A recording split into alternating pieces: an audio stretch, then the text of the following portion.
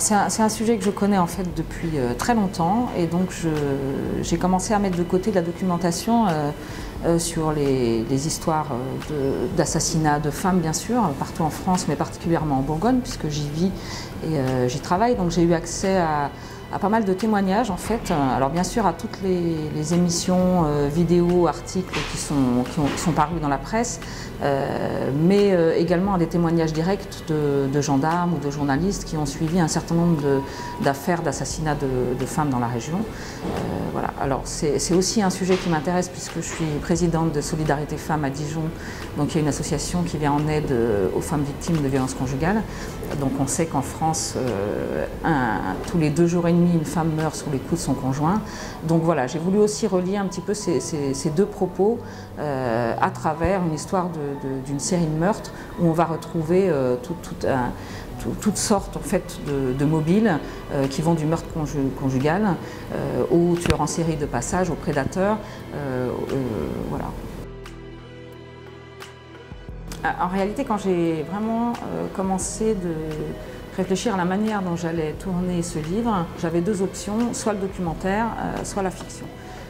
Donc en fait, j'ai vraiment voulu rester dans la fiction, sachant que bon, il y a des affaires qui sont encore non résolues,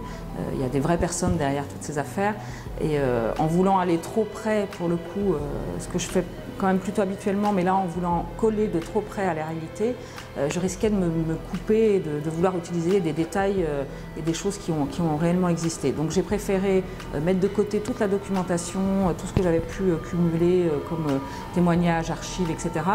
Laisser tout ça dans mes tiroirs et repartir de zéro en laissant travailler mon imagination, sachant bien sûr qu'il y a des choses qui allaient se mélanger et des choses qui allaient forcément faire écho à des histoires réelles, mais j'ai gardé cette liberté de pouvoir réinventer des personnages, et notamment le personnage de Laurine, qui est une petite fille qui est le fil rouge de tout le roman, puisqu'elle est à la recherche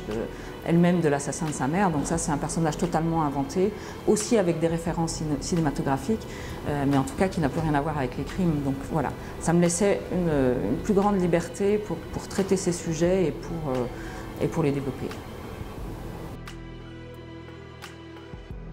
Non pas que ce soit difficile d'écrire quand on est une femme et d'être publié, mais disons qu'on peut quand même constater qu'il y a certaines catégories, c'est-à-dire qu'on retrouve pas mal d'auteurs dans le thriller, d'auteurs femmes, on retrouve aussi beaucoup d'auteurs femmes dans la jeunesse, bizarrement, mais c'est vrai que dans le roman noir ou dans le roman social, il y a un petit peu moins d'auteurs féminins. Alors pour quelles raisons, je ne sais pas. Est-ce que c'est des sujets qu'elles s'interdisent d'aborder ou alors des sujets sur lesquels on pourrait penser qu'elles ne sont pas légitimes. En tout cas, on retrouve évidemment dans le milieu du polar, comme beaucoup de milieux, les mêmes problématiques, à savoir que le plus grand nombre il y a énormément de lectrices, il y a énormément d'auteurs, et pourtant c'est vrai que sur les salons, dans la communication, on retrouve plus volontiers des auteurs masculins. Alors on va essayer de faire un petit peu bouger les choses et montrer qu'on peut être une femme, être journaliste et être auteur de romans noirs qui ne sont pas des thrillers et qui ne sont pas des romans à l'eau de rose, loin de là.